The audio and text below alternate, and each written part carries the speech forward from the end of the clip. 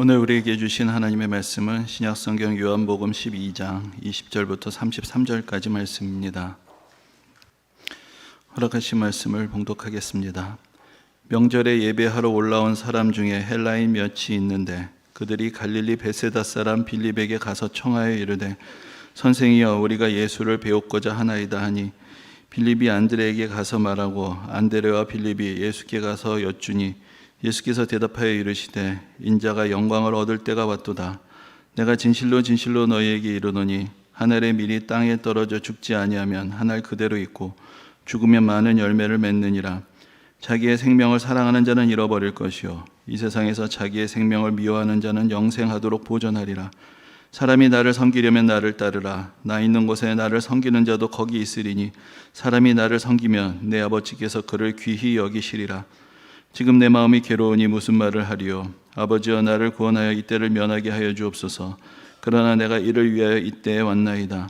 아버지여 아버지의 이름을 영광스럽게 하옵소서 하시니 이에 하늘에서 소리가 나서 이르되 내가 이미 영광스럽게 하였고 또다시 영광스럽게 하리라 하시니 곁에 서서 들은 무리는 천둥이 울었다고도 하며 또 어떤 이들은 천사가 그에게 말하였다고도 하니 예수께서 대답하여 이르시되 이 소리가 난 것은 나를 위한 것이 아니요 너희를 위한 것이니라.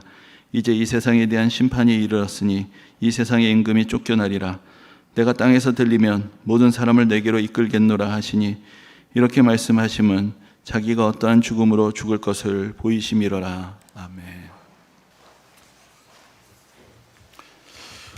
지금부터 2000년 전에 지금 이스라엘이 있는 지역의 동북쪽에 오늘날의 경계로 하자면은 튀르키예에 속해 있는 지역에 에데사라는 나라가 있었습니다. 그 나라에 아부갈이라는 왕이 있었는데 이 아부갈은 로마 제국과 좋은 관계를 맺기 위해서 그 당시 그 가까운 지역을 다스리고 있었던 로마 황제 티베리우스의 측근이었던 사비누스라는 사람에게 사절단을 보내게 됩니다. 이 사절단이 그 자기의 소명을 다하고 돌아오는 길에 예루살렘을 들리게 되어서 거기서 한 열흘을 머물게 되었습니다. 그런데 그곳에서 예수님에 대해서 알게 됩니다. 그리고 예수님께서 놀라우신 이적을 행하시는 것을 보았고 또 유대의 지도자들이 예수님을 죽이려는 음모를 꾸미고 있다라는 것도 알게 되었습니다. 이제 이 사절단이 자기 역할을 다 마치고 자기 고국으로 돌아옵니다. 그래서 왕에게 그간에 있었던 일들을 보고하면서 바로 그들이 예루살렘에서 보았던 예수님에 대해서도 보고를 합니다. 그런데 그 당시에 이 에데사의 왕은 큰 병을 앓고 있었습니다. 그래서 그 이야기를 듣고는 예수님 앞으로 보내는 편지를 쓰게 됩니다. 그리고 신하 한 명에게 다시 예루살렘으로 가서 예수님을 만나고 이 편지를 전하라고 그렇게 명을 내립니다. 근데 그 왕이 쓴 편지의 내용이 이렇다고 전해집니다. 아부갈 우카마가 예루살렘에 계신 선하신 의사이신 예수님께 나의 주여 평안을 기원합니다. 나는 당신과 당신의 치유에 대해 들었습니다. 당신은 약이나 약초로 치유하는 것이 아니라 말씀으로 눈먼 자의 눈을 뜨게 하고 저는 자를 걷게 하고 나병 환자를 깨끗하게 하고 귀머거리를 듣게 한다고 합니다. 그리고 더러운 귀신과 미친 사람들과 고통당하는 사람들을 당신의 말씀으로 고치시고 죽은 자도 일으키신다고 들었습니다. 당신이 행하신 놀라운 이적들에 대해 들었을 때 나는 당신이 신이신데 하늘에서 내려오셔서 이러한 일을 행하시는 것이거나 또는 신의 아들로서 이 모든 일을 행하시는 것이라고 생각했습니다. 그래서 나는 당신이 당신을 경외하는 저에게 오시기를 간청하며 이 글을 씁니다. 내가 믿사오니 오셔서 내 병을 고쳐주소서. 내가 듣기로 유대인들이 당신에 대해 비방하며 당신을 핍박하고 잔인하게 십자가에 못 박으려 하기까지 한다고 합니다. 나는 작지만 아름다운 도시를 가지고 있으니 조용하게 쉬시기에 충분하실 것입니다. 이런 편지를 썼다고 합니다. 그런데 이 편지를 받으신 예수님께서는 지금 그때가 이제 십자가의 길을 가셔야 하는 그때였고 이제 지상에서의 사역을 마치셔야 했기 때문에 이렇게 답변을 보내십니다. 나를 보지 않고 믿는 자에게 복이 있다라고 말씀을 전하게 하시면서 그 대신 나를 대신하여 내 제자 한 사람을 보내겠다라고 약속을 하셨습니다. 그리고 후에 예수님께서 승천하실 때 예수님을 따르던 충성된 사람인 나다이라는 사람을 에데사로 보내십니다. 그래서 그는 예수님의 능력으로 아부갈 왕에게 안수하여서 그의 병을 고쳐주었습니다. 그리고 이것을 계기로 이 국왕을 비롯한 많은 신하들이 기독교로 개종을 하게 되었다고 합니다. 이 이야기 아마 여러분들 대부분 처음 들으시는 분들이 많으실 텐데, 이 이야기는 전혀 성경에 나와 있는 이야기는 아닙니다. 이 이야기는 대략 한 5세기경에 기록되었다고 전해지는 아다이의 가르침이라는 책에 있는 내용입니다. 그래서 이 이야기가 얼마나 사실적인지는 사실 우리가 검증을 할 수가 없습니다. 하지만 두 가지가 사실인데, 하나는 당시에 에데사라는 나라가 있었다라는 것이 사실이고, 또 한 가지는 그 나라가 기독교를 먼저 받아들여서 로마 제국보다 먼저 기독교를 국교로 삼았다. 이 두 가지는 역사적으로 입증을 할 수 있는 사실입니다. 그런데 이제 오늘 본문에 보면은 예수님께서 십자가의 길을 가시기 바로 그 마지막 순간에 이방인들이 예수님을 뵙고자 왔다라는 이제 그런 내용이 나옵니다. 그래서 이 이야기가 바로 저 이야기하고 연결이 되어 있는 것은 아닌가. 어쩌면 이 이야기에서 영감을 받아서 누군가 그 이야기들을 이렇게 풀어냈을 수도 있고, 아니면 바로 이 성경의 기록이 바로 그 후에 일어나게 되는 그 나라에서 복음 전파에 대한 이야기하고 연결이 되어 있을 수 있다라고 생각을 하기도 합니다. 근데 여기 오늘 본문에 보면 헬라인들이 찾아왔다라고 그렇게 기록이 되어 있습니다. 근데 헬라인이라는 것은 원래 그리스에 사는 사람들을 말하는 것인데, 그러나 그 당시에 이 그리스의 언어, 이 헬라어가 지중해 곳곳에 공용어처럼 쓰여지고 있었기 때문에 당시에 헬라인이란 말은 헬라어를 사용하는 모든 이방인들을 통칭하는 그런 표현들로도 사용이 되었습니다. 근데 이제 오늘 본문에서 보면은 먼저 이방인들이 예수님의 다른 제자가 아니라 베드로도 아니고 야고보도 아니고 요한도 아니고 빌립을 찾아가서 예수님하고 좀 연결을 해달라고 부탁을 합니다. 근데 왜 그랬을까? 이 빌립이라는 사람은 성경에 자주 등장하는 예수님의 제자는 아니지만, 그러니 빌립이라는 이름이 우리에게 알려주는 정보가 있습니다. 왜냐하면 빌립이라는 것은 영어로 말하면 필립, 또 헬라어로는 필리포스라는 이름에서 온 것인데, 그 당시에 많은 그리스어를 사용하는, 헬라어를 사용하는 많은 사람들이 썼던 이름입니다. 왜냐하면 저 유명한 알렉산더 대왕의 아버지가 필리포스였기 때문에 알렉산더 시대 이후로 많은 사람들이 필리포스라는 이름을 이제 쓰게 되었고, 그래서 성경에서 우리말로 좀 표현을 다듬어서 빌립이라고 부르는 그 이름을 가진 사람들이 많이 있었던 것입니다. 그것을 다시 이야기해 보자면은, 빌립은 아마도 헬라어를 아주 잘 알거나 또 헬라어 세계하고 상당한 접점을 가진 사람이었을 것이다, 그렇게 생각을 해볼 수 있는 것이고, 그래서 헬라인들이 예수님을 찾아왔을 때 다른 제자보다도 빌립을 통해서 이제 예수님을 만나고 했던 이제 그런 정황들을 우리가 조금 이해를 해볼 수가 있습니다. 이렇게 해서 이방인들이 예수님을 찾아옵니다. 근데 예수님께서 그것을 보시면서 이렇게 말씀하셨습니다. 인자가 영광을 얻을 때가 왔도다. 이 말씀을 어떻게 생각하면, 드디어 이제 예수님에 대해서 이방 땅에도 알려지게 되었고, 이방인들이 예수님을 만나러 왔다. 그만큼 예수님께서 영광을 받으신다라고 이해를 할 수도 있을 것입니다. 그러나 여기서 예수님께서 말씀하시고자 했던 그 영광이라는 것은 사실은 십자가의 길을 말씀하시는 것이었습니다. 예수님께서 이 땅에 오신 이유가 단지 유대인의 구원만을 위한 것은 물론 아니었습니다. 예수님은 이 세상의 모든 사람들을 구원하시기 위해 오셨고, 모든 이방인들도 예수님을 알게 되기를 원하셨습니다. 지금 유대인의 지도자들은 예수님을 죽이려고 모의하고 있습니다. 그런데 이방인들이 오히려 예수님을 존경하고 예수님을 만나기 위해서 찾아옵니다. 사실 이 일은 예수님에게도 위로되는 일이 될 수도 있었을 것입니다. 그리고 특히 예수님의 제자들에게는 참으로 놀랍고도 어떤 희망을 갖게 되는 그런 일이 될 수 있었을 것입니다. 좋은 비유인지는 모르겠지만은 종종 우리나라에서 연예인들 중에 한국에서 활동이 뜸했는데 나중에 보니까 중국이나 일본에 가서 크게 성공을 했더라, 이런 사람들 이야기를 듣기도 합니다. 어쩌면 제자들에게 그런 기회라고 생각이 됐을 수도 있겠죠. 지금 유대인들의 지도자들은 예수님을 미워하고 인정하지 않고 있는데, 오히려 저 해외에서 이방인들이 예수님을 찾아오는 것을 보면은 거기서 뭔가 또 우리의 새로운 어떤 기회가 있을 수 있겠다 생각했을 수도 있었을 것입니다. 그래서 아까 그 알려드린 그 이야기에 보면은 그 에데사의 왕이 이렇게 이야기를 합니다. 거기서는 박해가 있다는데 나는 아름답고 작은 도시가 있으니 여기 와서 쉬십시오 라고 그렇게 초대를 하는 그런 내용이 그 글 가운데 있는데, 이것이 사실이든 아니든 간에 사실은 이방인들이 예수님을 찾아왔다는 것, 예수님과 제자들에게서는 상당히 고무되는 일이 될 수 있었을 것입니다. 하지만 예수님께서는 알고 계셨습니다. 이방인들에게도 물론 복음이 증거되어야 하겠고, 언젠가는 온 세상이 예수님을 믿고, 그래서 오늘날과 같이 이 세상에서 가장 많은 사람들이 믿는 종교가 되고 온 세상 곳곳에서 예수님을 찬양하는 날이 올 것입니다. 예수님은 알고 계십니다. 그러나 그 날이 오기 전에, 그리고 그 날이 오기 위해서 예수님께서 가셔야 하는 길이 있다라는 것도 예수님께서는 분명하게 알고 계셨습니다. 예수님이 이 땅에 오신 것은 이 세상에서 유명해지고 널리 알려지고 많은 인기를 얻기 위한 것이 아니셨습니다. 이 세상에서 영광을 받으시러 오신 것이 아니셨던 것입니다.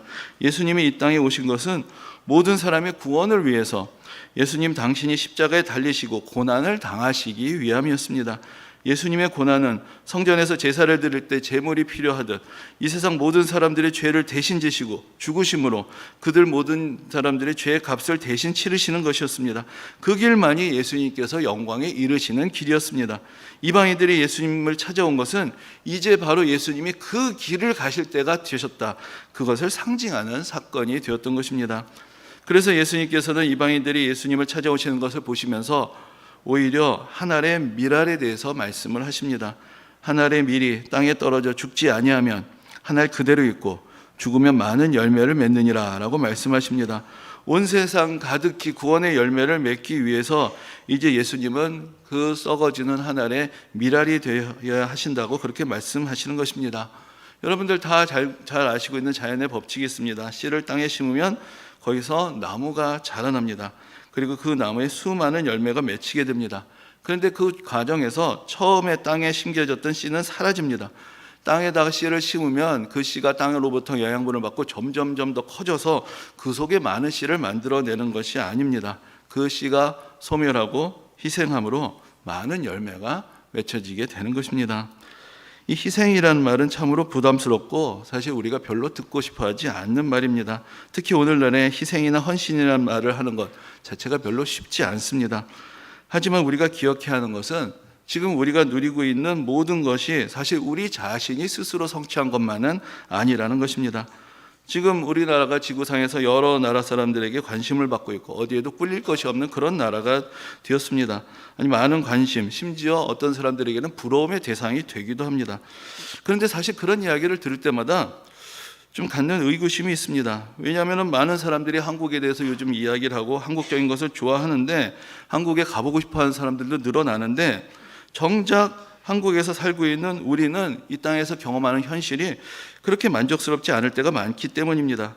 여전히 우리나라에도 아직 해결되지 않은 많은 문제들이 있습니다. 특히나 이렇게 선거철이 되면 여야 정치인들이 서로를 향해서 이야기하는 그런 이야기들 가운데서 또 그런 행태들 가운데서 우리를 실망시키는 많은 일들도 보게 됩니다. 그래서 우리나라에 대한 해외 관심이 때로는 어리둥절하게도 느껴지는 것입니다. 그런데 이런 일이 일어나게 되는 이유는 지금 우리가 누리고 있는 성취의 열매가 우리 세대에 우리 손으로만 만들어낸 것이 아니기 때문입니다. 지금 우리가 하고 있는 일들과 지금 우리에게 이루어지고 있는 일들이 꼭 직접적으로 연결되어 있지 않은 것입니다. 여러분, 우리가 얼마 전에 3.1절을 다시 맞이하고 기념했습니다. 여러분들 그 당시에 태극기를 흔들면서 대한독립 만세를 외쳤던 많은 사람들이 사실은 독립의 열매를 누리지 못하고 세상을 떠났습니다. 많은 독립운동가들이 그 당시에 이루어지지 못할 일들을 위해서 헌신하고 희생했습니다. 고등학교 시절에 교과서에서 배웠던 시들 중에 여러분들도 아시는 분들이 많이 아실 텐데 이육사 시인의 광야라는 시가 있습니다. 사실 교과서에서 배우는 시들은 그 외워서 시험 치기 위한 것이기 때문에 별로 이제 감흥이 없는 경우가 많은데 그 중에서도 가끔은 뭔가 마음에 와닿는 시가 있습니다. 그런데 저한테는 이 이육사 시인의 광야라는 시가 그런 시였습니다. 이 시 중에 이런 구절이 나옵니다. 지금 눈 내리고 매화 향기 홀로 아득하니 내 여기 가난한 노래의 씨를 뿌려라. 그 이육사 시인의 시대는 일제시대였고 어둡고 고통스러운 시대를 살아갔습니다. 그 시인이 했던 일, 시인이 해야 했던 일은 미래를 위해서 희망의 노래를 부르고 희망의 씨를 뿌리는 것이었습니다. 그러나 이육사 시인도 독립을 보지 못하고 세상을 떠났습니다. 그러나 그 시는 자라났고 열매를 맺었습니다. 6.25 전쟁에서 나라를 지키기 위해서 전선에서 산화한 많은 군인들, 그들은 전쟁터에서 나갈 때 자기들이 큰 영광을 받고 뭔가 보상을 받게 될 것을 생각하면서 나갈 수 있었던 것은 아니었습니다. 그들에게 대한민국은 그들의 목숨을 걸고 지켜야 하는, 그럴 만한 가치가 있는 나라였고, 그래서 자기들의 목숨을 걸고 전장에서 싸웠던 것입니다. 그들이 자기 목숨을 구하고 자기 자신의 영광을 위해서가 아니라 사실은 이 나라의 미래를 위해서 희생하고 또 희생당해야 했던 것입니다. 그 희생과 헌신이 없이 오늘 우리가 누리는 영광이 있을 수 있겠습니까? 어떤 세대는 희생을 하고 또 어떤 세대는 그 희생의 결실을 누립니다.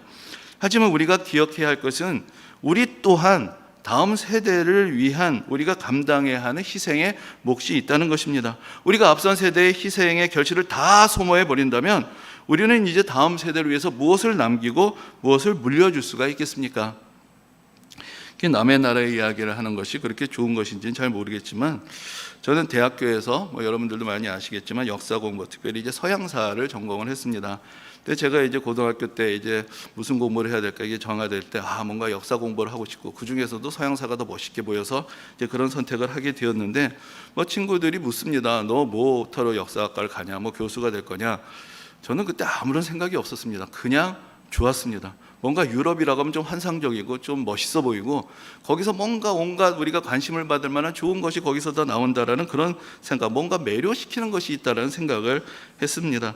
그래서 뭔가 대단한 일이 일어나는 것, 이 세상을 변화시키는 원동력이 되는 것, 뭔가 추구할 만한 가치가 생산하는 것, 과학, 철학, 예술, 인권, 자유 이런 것들의 기원이 되는 것, 이제 그런 생각을 막연하게 했었습니다. 근데 이제 대학에 가서 공부를 하면서 생각이 조금씩 바뀌게 되었습니다. 자기들 안에서는 그랬는지 모르지만 사실은 여러 식민제국주의를 통해서 끼쳤던 해악들도 있고 특별히 1, 2차 세계대전을 일으키는 어떤 중심지가 되어서 사실 이 세상 수많은 사람들에게 고통을 안겨주었습니다. 현대로 옮아오면서 사실은 과거의 유럽이 생산해내었던 그 모든 가치라는 것이 오늘날에도 타당한 것인가 라는 생각들도 하게 됩니다. 오늘날 유럽의 많은 나라들이 소위 관광대국이라고 불립니다. 다른 말로 하면은 이제는 조상 덕에 먹고 사는 나라가 됐다라는 그런 뜻입니다. 과거의 유럽은 모든 새로운 것의 시발점이었습니다. 과거로 먹고 사는 나라가 아니라 미래를 만들어내는 나라들이었기 때문에 사람들이 관심을 가지고 또 배우고자 했던 것입니다. 그런데 점점 이 나라들이 과거로 먹고 사는 나라들이 되어갑니다. 그러면 사실은 이제 별로 대단할 것이 없어지는 것입니다. 과거를 알고자 하는 것은 지금의 현실이 놀랍기 때문에 어떤 과정을 통해서 이런 현실에 이르게 되었는가, 그것에 더 관심이 가는 것입니다. 더 이상 새로운 것이 없다면 그냥 과거에 대한 관심이란 것도 구경거리 이상의 의미를 가질 수는 없을 것입니다. 지금 많은 사람들이 우리나라에 관심을 갖는 것은 우리나라의 과거보다도 지금 현재에 일어나고 있는, 우리가 지금 현재 만들어내고 있는 일들에 관심이 있기 때문입니다. 뭔가 새로운 것이 이루어지는 것이라고 생각하고 지금 한국 사람들이 만들어내는 것을 같이 즐기고 싶어 합니다. 이 모든 것들이 사실은 예전에 그 당시에는 별로 관심과 기대를 받지 못하고 현실 속에서 합당한 보상과 대가를 받지 못했어도 그래도 뭔가 도전하고 뭔가 꿈을 꾸었던 사람들, 그런 사람들의 희생과 헌신이 쌓여 있었기 때문에 이런 일들이 이루어질 수가 있는 것입니다. 그리고 우리도 지금 이제 더 이상 도전하지 않고 더 이상 희생하지 않고 더 이상 헌신하지 않고 앞세대의 열매들을 그냥 소비만 하고 있다면 우리의 미래가 어떻게 될 것인지 아무도 장담할 수 없는 것입니다. 하늘의 씨앗이 죽지 않으면 그 안에 있는 모든 미래는 다 사라져버립니다. 그러나 그 씨앗이 죽으면 그 속에 있는 미래의 가능성들이 자라나서 현실이 됩니다. 결실이 있는 곳에는 언제나 희생이 있습니다. 이것은 불변의 진리입니다. 온 세상이 하나님의 은혜를 누리고 죄악의 사슬에서 벗어나고 하나님의 나라의 영광에 이르게 되기 위하여서는 하나님의 아들 예수 그리스도의 희생이 필요했습니다. 예수님께서는 그것을 알고 계셨고 전능하신 하나님의 아들이셨지만 그러나 그 희생을 건너뛰려고 하지 않으셨습니다. 바로 그 희생의 때를 위하여 이 세상에 오셨다라고 우리에게 분명하게 말씀해 주셨습니다. 예수님께서는 이 희생의 원리가 예수님을 믿는 사람들의 삶을 통해서도 계속 이어지기를 원하셨습니다. 그래서 예수님께서 말씀하십니다. 사람이 나를 섬기려면 나를 따르라고 말씀하십니다. 예수님을 믿는 사람들은 예수님을 섬기는 사람들이 되어야 하고 예수님을 섬기는 사람들은 예수님을 따르는 사람이 되어야 합니다. 예수님이 가신 길을 자기 자신을 또한 자기 자신이 또 하나의 씨앗이 되어 희생할 수 있는 그런 삶으로 따르고 본받는 그 사람들을 통해서 이 세상은 변화되는 것이고 이 세상에 하나님의 은혜가 전파되는 것입니다. 그리고 하나님께서는 그러한 사람들을 그리고 그런 사람들의 희생을 무엇보다도 귀하게 보신다라고 오늘 본문에서 우리에게 그렇게 약속하십니다. 희생과 헌신에 대해서 말씀을 드렸지만은 모든 희생, 모든 헌신이 다 가치 있는 것은 아닙니다. 참으로 안타까운 일이지만 이 세상에는 허무하게 소모되어 버리는 그러한 희생들도 있습니다. 누군가의 맹목적인 희생이 오히려 이 세상에 악을 더하고 불의를 더하게 될 수도 있는 것입니다. 이 세상에 많은 지도자들, 많은 조직, 많은 집단, 많은 회사, 많은 공동체, 많은 나라들이 그 구성원들에게 희생을 요구합니다. 그러나 그 희생의 가치를 알아주지 않는 사람, 그 희생의 가치를 알아주지 못하는 조직, 희생할 만한 가치가 없는 집단을 위한 희생은 우리 인생의 가치를 더욱더 떨어뜨릴 뿐입니다. 한 나라를 위한 애국과 충성을 우리는 가치 있는 것이라고 생각합니다. 그러나 그 나라가 잘못된 길을 갈 때에는 그 국민들의 희생은 헛된 희생이 되어버립니다. 과거의 히틀러의 독일 제국을 위한 희생, 대일본 제국의 영광을 위해서 천안폐하 만세를 외치면서 적진을 돌진했던 그 사람들의 무모한 희생, 독재 정권을 위한 희생, 저 북쪽의 공산 정권을 위한 희생은 자기 자신과 이 세상에 더 큰 고통을 안겨주는 그런 희생이 되었을 뿐입니다. 내가 스스로를 희생한다고 무조건 영원한 의미와 보상이 있는 희생이 되지 않습니다. 진정으로 의미가 있고 가치가 있는 희생은 하나님께서 귀히 여기시는 희생인 것입니다. 이 세상 나라를 위한 희생보다 하나님 나라를 위한 희생, 예수 그리스도를 섬기며 예수 그리스도의 희생을 따르는 그 희생이 궁극적으로 영원한 가치가 있는 그런 희생이 되는 것입니다. 예수님은 우리에게 약속하십니다. 자기의 생명을 사랑하는 자는 잃어버릴 것이요 이 세상에서 자기 생명을 미워하는 자는 영생하도록 보전하리라.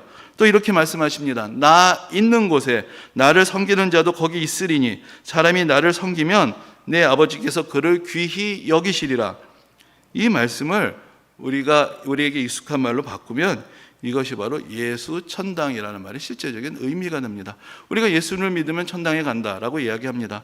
그러나 오늘 예수님의 말씀에 따라서 그것을 풀어보면은 이런 것이 되는 것입니다. 예수님을 믿는 것은 예수님을 섬기는 것이 되고, 예수님을 섬기는 것은 예수님을 따르는 것이 되고, 예수님을 따르는 사람이 바로 예수님께서 계신 그곳에 이르게 되어서 하나님 나라의 영광을 누리게 되는 것, 그것을 우리가 줄여서 말할 때 예수 믿으면 천당 간다 라고 말할 수 있는 것이지만, 사실 우리가 그 말을 할 때 너무나 많은 것들을 사실은 생략하고 있는 것입니다.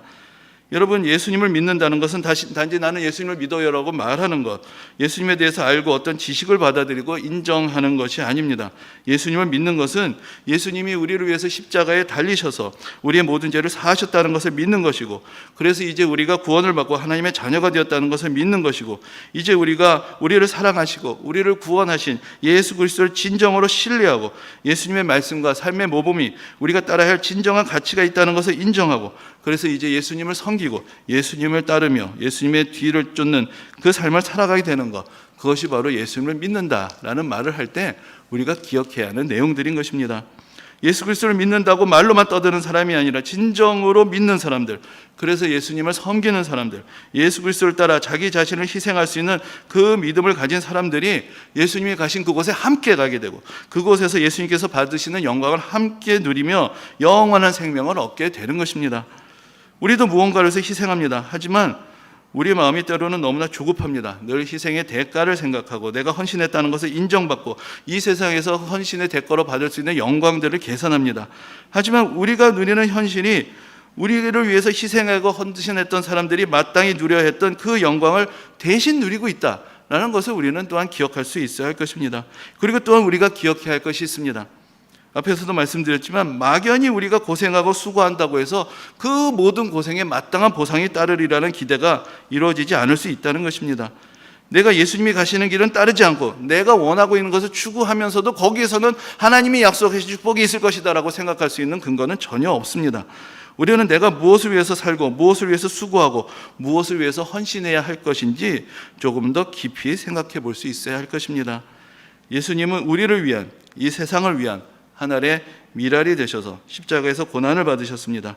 이제 예수 그리스도의 거룩하신 희생으로 많은 열매가 맺혀지게 되었고 우리도 구원을 받고 하나님의 은혜를 누리게 되었습니다. 그렇게 해서 맺혀진 열매 안에는 또 다른 씨앗들이 있습니다. 이제 그 씨앗들이 또 심겨지고 또 하늘의 미랄이 될 때에, 그래서 예수님께서 가셨던 그 길을 따르고자 할 때 이 세상에 풍성한 하나님의 은혜가 임하게 될 것이고, 하나님께서는 우리의 삶과 희생에 대해서 귀하게 여기시고 예수님께서 받으시는 그 영광에 참여하게 하시고 하나님 나라의 축복을 누리게 하여 주실 것입니다. 이 은혜가 사순절을 보내며 예수 그리스도를 따르는 예수 그리스도의 길을 묵상하는 모든 성도님들에게 함께 하시기를 주님의 이름으로 축원합니다.